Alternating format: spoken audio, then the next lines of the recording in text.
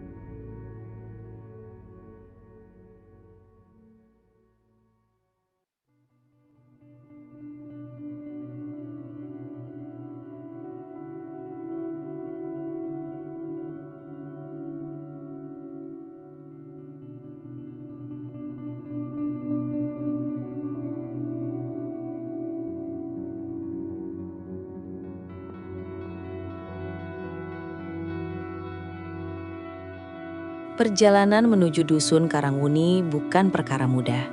Aku harus menempuh perjalanan berjam-jam melewati jalan setapak yang nyaris tak terlihat. Menembus hutan lebat yang kanopinya begitu rapat, hingga sinar matahari pun sulit menembus. Suasana mulai terasa berbeda begitu aku memasuki area yang menurut petunjuk kakek Buyut Hadi adalah batas luar dusun. Udara menjadi lebih dingin, lebih lembab, dan entah mengapa terasa berat. Seperti ada sesuatu yang menekan di setiap hembusan napas. Pohon-pohon di sini jauh lebih tua dan besar, dengan akar-akar mencuat ke permukaan tanah seperti urat-urat raksasa. Lumut tebal menyelimuti batangnya, menciptakan kesan kuno yang mencekam. Suara-suara hutan yang biasanya ramai oleh kicauan burung dan serangga, di sini nyaris tak terdengar. Hanya ada keheningan yang memekakkan telinga, diselingi oleh desiran angin yang terdengar seperti bisikan-bisikan tak jelas. Aku mulai merasa merinding, tetapi rasa ingin tahu masih lebih besar daripada ketakutan.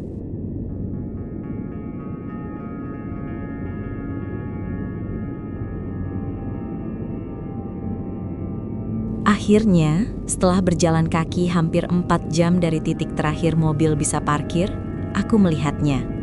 Dusun Karangwuni. Bukan seperti desa pada umumnya dengan rumah-rumah berjejer rapi. Dusun ini lebih menyerupai kumpulan pondok-pondok tua yang tersebar acak di antara pepohonan, dikelilingi pagar bambu yang tinggi dan tampak rapuh. Warna rumah-rumah itu didominasi abu-abu kusam, seolah tak pernah tersentuh cat baru selama puluhan tahun. Jendela-jendela kecilnya tertutup rapat, seolah menyembunyikan sesuatu di dalamnya. Tidak ada tanda-tanda kehidupan yang jelas, tidak ada anak-anak bermain, tidak ada suara obrolan, bahkan ayam pun tak terdengar berkokok. Aku melangkah perlahan memasuki dusun. Setiap langkah terasa berat, seolah ada beban tak kasat mata yang menarik kakiku ke bawah. Aroma tanah basah bercampur bau anyir samar-samar tercium di udara, membuat perutku mual. Tiba-tiba, sebuah pintu berderit terbuka di salah satu rumah tua. Seorang wanita paruh-baya muncul, menatapku dengan mata kosong dan ekspresi datar. Wajahnya kurus, pucat, dengan rambut yang diikat asal-asalan. Ia tak mengucapkan sepatah kata pun, hanya menatapku lekat-lekat sebelum akhirnya masuk kembali dan menutup pintu dengan pelan. Aku merasakan bulu kuduku berdiri. Tatapan itu dingin dan tanpa emosi, seolah aku adalah hantu yang tiba-tiba muncul di hadapannya. Aku terus berjalan, mencari seseorang yang bisa kutanyai. Beberapa kali aku melihat bayangan bergerak di balik jendela atau di sela-sela pepohonan, tetapi setiap kali aku mencoba mendekat, bayangan itu menghilang. Dusun ini seperti kota mati, namun dengan perasaan bahwa ada banyak mata yang mengawasiku dari balik kegelapan. Aku memutuskan untuk mencari rumah kepala dusun, jika memang ada. Setelah sekian lama berjalan tanpa arah yang jelas, aku melihat sebuah rumah yang sedikit lebih besar dan terawat dibandingkan yang lain. Di depannya, ada bangku kayu tua. Aku mendekat, berharap menemukan seseorang. Sebelum aku sempat mengetuk, pintu rumah itu terbuka. Seorang pria tua dengan kumis tebal dan sorot mata tajam keluar. Ia mengenakan pakaian tradisional Jawa, serba hitam, dan memegang tongkat kayu yang diukir rumit. "Siapa kau, dan untuk apa kau kemari?" Suaranya serak dan berat, namun tegas. Aku segera memperkenalkan diri, menjelaskan bahwa aku seorang penulis yang tertarik dengan sejarah dan budaya desa-desa terpencil. Aku sengaja tidak menyebutkan tentang santet, tahu bahwa itu bisa memicu reaksi negatif. Pria itu adalah Pak Jaya, kepala dusun Karangwuni. Ia tak langsung menyambutku, melainkan menatapku dengan curiga selama beberapa saat. "Kami tidak punya cerita menarik untuk orang luar. Sebaiknya kau kembali sebelum gelap," katanya. Nadanya datar namun syarat peringatan. Aku mencoba meyakinkannya, mengatakan bahwa aku hanya ingin menginap semalam untuk merasakan suasana desa. Aku bahkan menawarkan sejumlah uang. Setelah perdebatan singkat, Pak Jaya akhirnya mengizinkanku menginap di sebuah gubuk kosong di ujung dusun, dengan syarat aku tidak membuat keributan dan tidak mengganggu penduduk. "Dan jangan coba-coba mencari tahu hal yang bukan urusanmu," tambahnya, matanya menyiratkan ancaman. Gubuk itu kecil dan reyat, dengan satu kamar tidur dan dapur mini. Debu tebal menyelimuti setiap sudut dan bau apek memenuhi ruangan. Aku membersihkan seadanya, menggelan matras yang kubawa, dan mencoba menenangkan diri. Malam mulai tiba dan suasana dusun berubah drum. Keheningan yang tadi siang memekahkan, kini berganti dengan suara-suara aneh. Desir angin yang lebih kencang, lolongan anjing yang terdengar jauh dan menyayat hati, serta bisikan-bisikan samar yang seolah datang dari balik dinding gubuk. Aku mencoba meyakinkan diriku bahwa itu hanya suara alam, atau mungkin imajinasiku saja yang terlalu liar. Aku memutuskan untuk keluar sebentar, sekadar menghirup udara malam dan mengamati dusun. Penerangan sangat minim, hanya ada beberapa lampu minyak yang redup di beberapa rumah. Bayangan pohon-pohon menari-nari di dinding, menciptakan ilusi mengerikan. Saat aku melangkah lebih jauh, aku melihat sekelompok orang berkumpul di tengah dusun, di bawah pohon beringin raksasa yang tampak sangat tua. Mereka membentuk lingkaran, dan di tengahnya ada sesuatu yang tidak bisa kulihat dengan jelas dari kejauhan. Aku bersembunyi di balik semak-semak, jantungku berdebar kencang. Mereka mulai melantunkan mantra. Suara mereka rendah dan monoton, namun terasa sangat kuat, seolah mengisi seluruh dusun dengan energi gelap. Aku tak mengerti apa yang mereka ucapkan, tetapi aku bisa merasakan getaran mistis yang kuat di udara.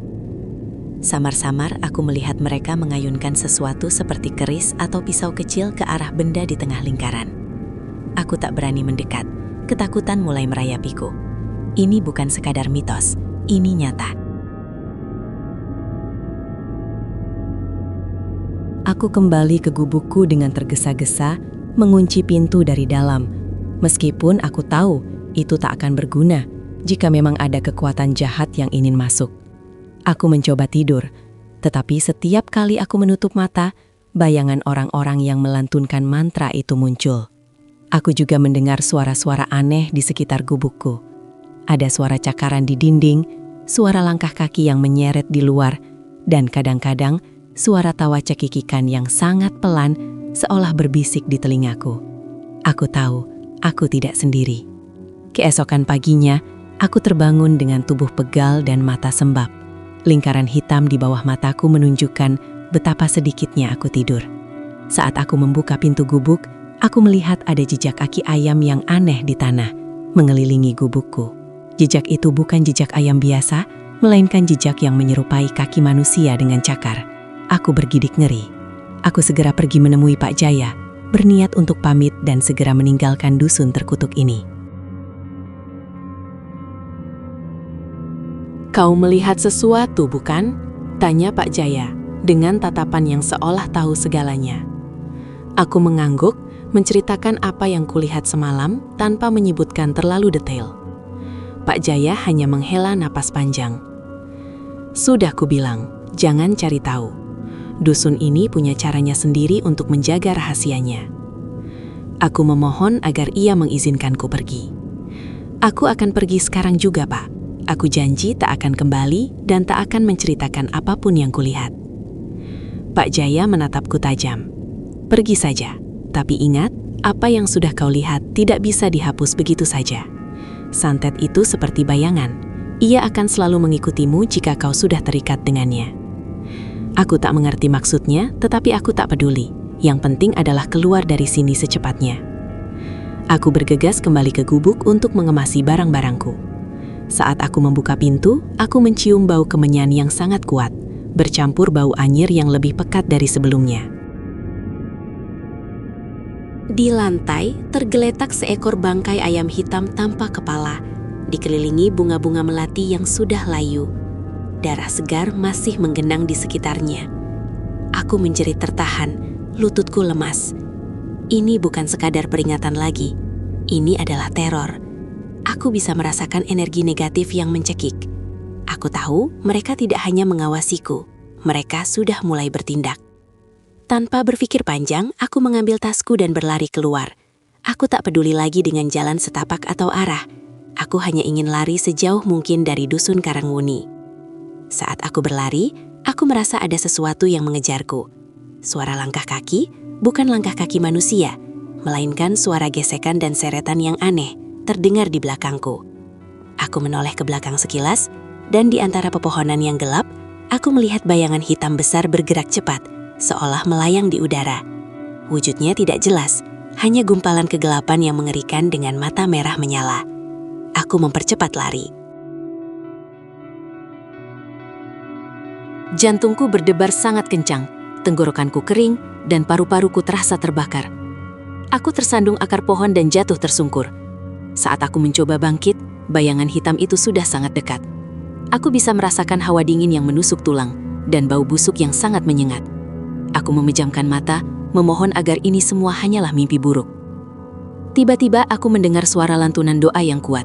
Bukan mantra, melainkan doa-doa Islam yang familiar, dilantunkan dengan suara yang berat dan berwibawa.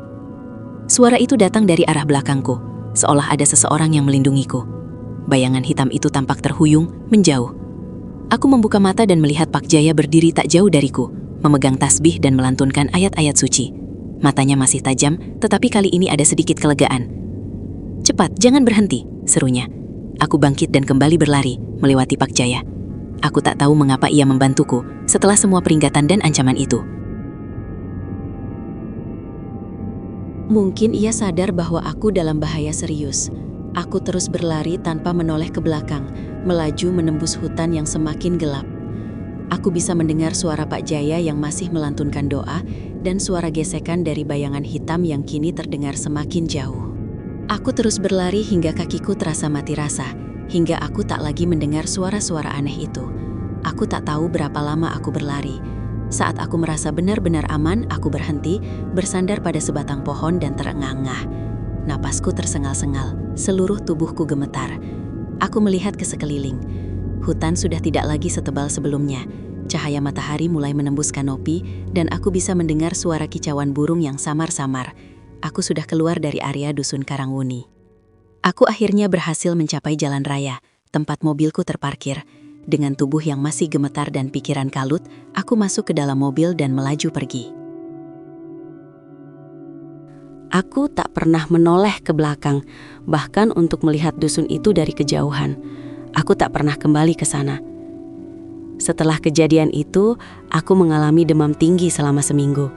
Setiap malam, aku dihantui mimpi buruk tentang bayangan hitam bermata merah dan suara bisikan-bisikan aneh. Aku juga merasa tubuhku seringkali lemas tanpa sebab dan nafsu makanku hilang. Aku tahu bahwa apa yang dikatakan Pak Jaya benar. Apa yang sudah kulihat tidak bisa dihapus begitu saja. Santet itu seperti bayangan, ia akan selalu mengikutiku. Aku memutuskan untuk mencari pertolongan. Aku mendatangi kakek buyut Hadi lagi, menceritakan semua yang terjadi. Kakek buyut Hadi menatapku dengan prihatin. Sudah kubilang, nak, jangan main-main dengan hal seperti itu. Ia kemudian melakukan ritual pembersihan untukku, membacakan doa-doa dan memberiku air suci untuk diminum dan mandi. Perlahan, kondisiku membaik, mimpi buruk berkurang, dan tubuhku kembali bertenaga. Namun, ada satu hal yang tak bisa hilang. Setiap kali aku melewati daerah yang sepi, atau saat malam tiba dan aku sendirian, aku masih bisa merasakan hawa dingin yang aneh. Seolah ada sesuatu yang mengawasiku dari kejauhan. Aku tak pernah lagi bisa tidur nyenyak seperti dulu. Setiap suara kecil membuatku terlonjak, setiap bayangan membuatku curiga. Aku tahu, pengalaman di Dusun Karangwuni telah mengubahku selamanya. Rasa ingin tahuku telah membawa petaka, dan kini aku harus hidup dengan konsekuensinya. Bahkan sampai sekarang, bertahun-tahun setelah kejadian itu, aku masih sesekali mencium bau anyir samar-samar di udara dan mendengar bisikan-bisikan tak jelas yang seolah memanggil namaku. Itu adalah pengingat abadi akan Dusun Karangwuni, dusun yang menyimpan rahasia santet yang tak akan pernah bisa kulupakan. Bau anyir yang samar, berbau logam, kini telah menjadi teman yang tak diundang. Bukan terus-menerus, syukurlah. Tapi, ia akan muncul tanpa peringatan. Seolah tentakel dingin dan basah dari sebuah kenangan melilit indraku. Terkadang, itu terjadi di tempat-tempat yang paling biasa. Di lorong supermarket yang ramai, di dalam bilik kantorku yang tenang, atau bahkan saat menikmati makan malam bersama teman-teman. Pergeseran yang tiba-tiba, hampir tidak kendara di antara. Sebuah nada yang samar di balik aroma kopi atau parfum, dan kemudian ia ada di sana. Bau darah dan pembusukan yang tak salah lagi. Gema hantu dari malam yang mengerikan itu. Napasku akan tertahan. Jantungku akan berdebar dengan detak yang familiar, dan untuk sepersekian detik, dunia akan kabur, digantikan oleh bayangan hutan lebat yang gelap dan kehadiran bayangan yang mengerikan. Aku belajar menyembunyikan reaksiku, sebuah keterampilan yang telah terasah bertahun-tahun. Batu kecil, pura-pura tertarik pada ponselku, apa saja untuk mengalihkan perhatian dari wajahku yang tiba-tiba pucat atau getaran di tanganku. Tidak ada yang pernah menyadarinya. Bagaimana bisa? Bagi mereka, itu hanya hari Selasa biasa. Bagiku, itu adalah pengingat yang tiba-tiba dan tajam bahwa aku tidak pernah benar-benar bebas. Bisikan-bisikan itu lebih licik. Mereka jarang datang sebagai kata-kata yang jelas. Sebagian besar hanya gumaman desis. Nada lembut, hampir penuh kasih sayang yang seolah melilit di tepi pendengaranku. Tapi terkadang, ketika rumah benar-benar sunyi, atau ketika aku mengemudi sendirian di jalan sepi larut malam, sebuah fragmen akan muncul, sangat jelas dan mengerikan. Nama atau pulang. Itu tidak pernah agresif, tidak pernah secara terang-terangan mengancam, melainkan nada yang menggoda, posesif, seolah-olah hanya memanggil miliknya sendiri. Itu membuatku mempertanyakan kewarasanku lebih dari apapun. Apakah aku benar-benar mendengarnya? Ataukah pikiranku yang terluka dan sangat waspada hanya menciptakan suara-suara ini dari relung traumaku? Aku sudah mencoba headphone peredam bising, musik keras, bahkan hanya bersenandung pada diriku sendiri. Tetapi bisikan-bisikan itu tampaknya melewati telinga dan beresonansi langsung di rongga tengkorakku. Tidur tetap menjadi kedamaian yang sulit diraih. Bahkan setelah ritual pembersihan kakek buyut Hadi, malam-malam adalah medan perang. Aku akan tertidur, kelelahan, hanya untuk terbangun dengan terkejut 1 atau 2 jam kemudian. Jantung berdebar kencang, yakin aku telah mendengar dari di luar jendelaku, atau merasakan napas dingin di leherku. Apartemenku, yang dulunya adalah tempat perlindungan, kini terasa seperti sangkar yang diselimuti tipis. Dindingnya menawarkan sedikit perlindungan terhadap yang tak terlihat. Aku memasang kunci tambahan, menarik tirai rapat-rapat, dan bahkan membeli lampu malam, sesuatu yang tidak kugunakan sejak masa kanak-kanak. Ironi itu tidak luput dariku, seorang dewasa, takut kegelapan, dihantui oleh pilihan masa lalu. Aku belajar untuk berfungsi dengan tidur minim, hari-hariku seringkali diselimuti kelelahan, diselingi oleh momen-momen ketakutan yang akut dan tidak beralasan. Hidupku, di permukaan, tampak normal. Aku memiliki pekerjaan yang layak, mempertahankan lingkaran pertemanan kecil, dan bahkan mencoba beberapa hubungan. Tapi di balik permukaannya, aku adalah orang yang berbeda.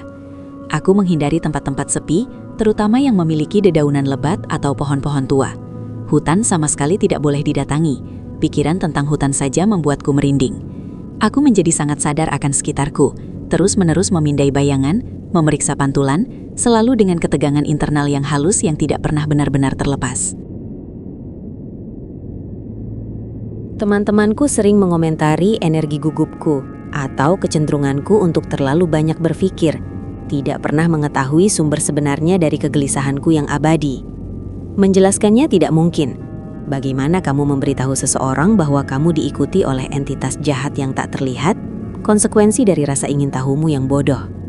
Mereka akan mengira aku delusi, atau lebih buruk, mengasihaniku.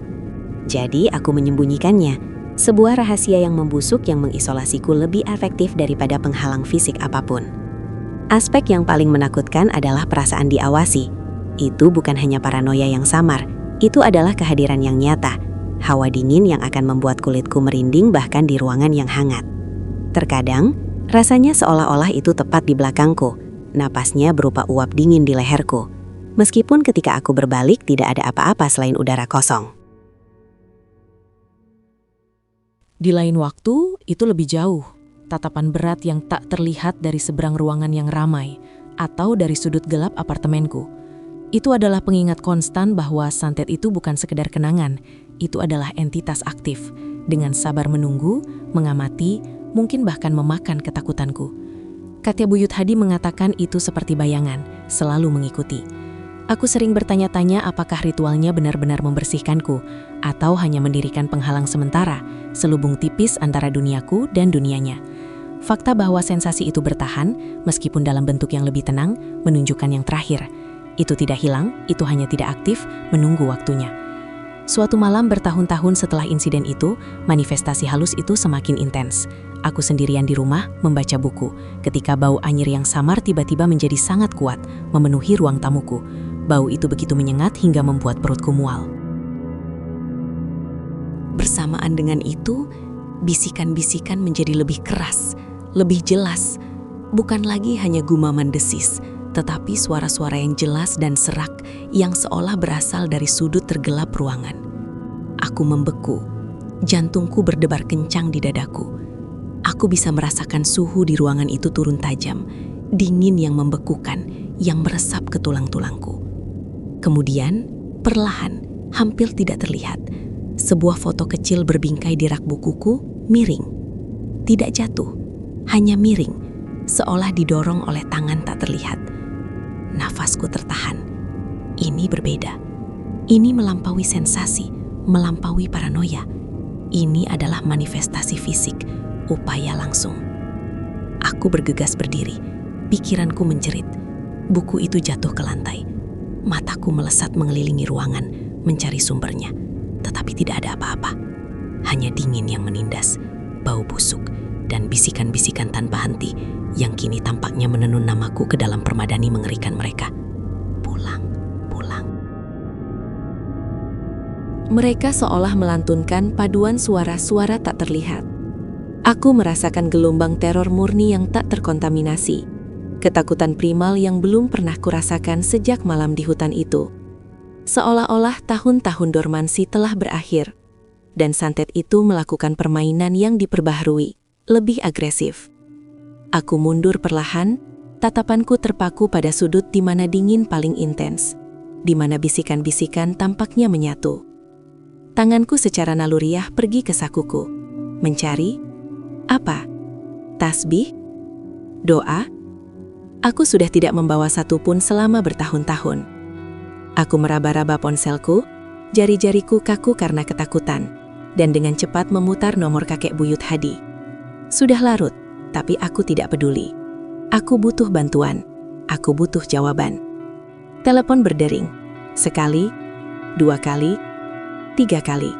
Setiap dering adalah dentang memekakkan telinga dalam keheningan menakutkan apartemenku.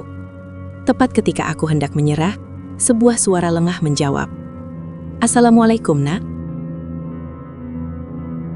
Suara kakek buyut Hadi, meskipun lelah, adalah obat penenang bagi sarafku yang tegang. Kakek, ini aku. Aku tergagap, suaraku nyaris berbisik. Ada apa, Nak? Kamu terdengar ketakutan.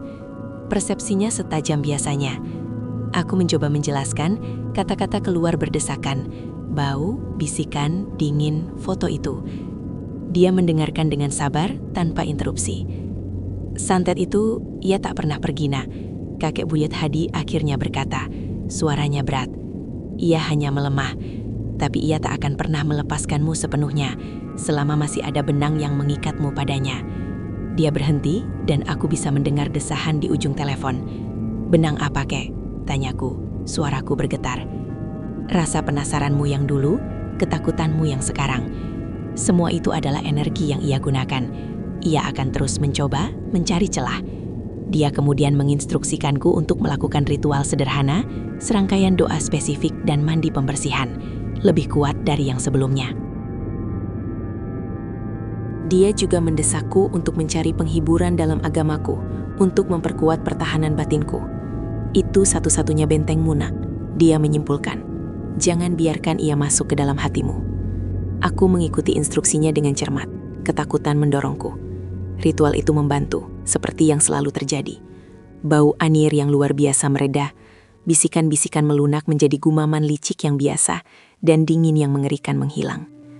Foto itu tetap miring. Pengingat fisik yang jelas akan teror malam itu.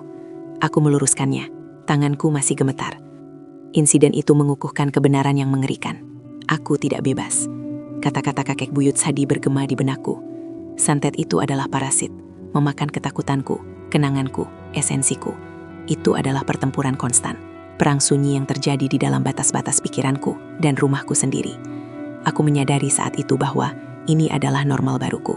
Ini adalah konsekuensi dari kebodohanku di masa muda. Hukuman seumur hidup. Aku telah membuka pintu yang tidak akan pernah bisa ditutup sepenuhnya. Dan seiring berjalannya waktu, bau samar, bisikan jauh, dan sensasi mengerikan diawasi menjadi bukan hanya sebuah hantu, tetapi bagian dari diriku. Sebuah bekas luka permanen, tak terlihat, yang mendefinisikan keberadaanku.